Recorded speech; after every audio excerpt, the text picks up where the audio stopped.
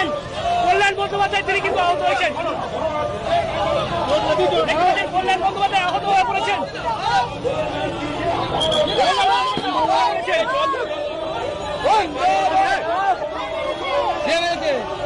কে মারলো?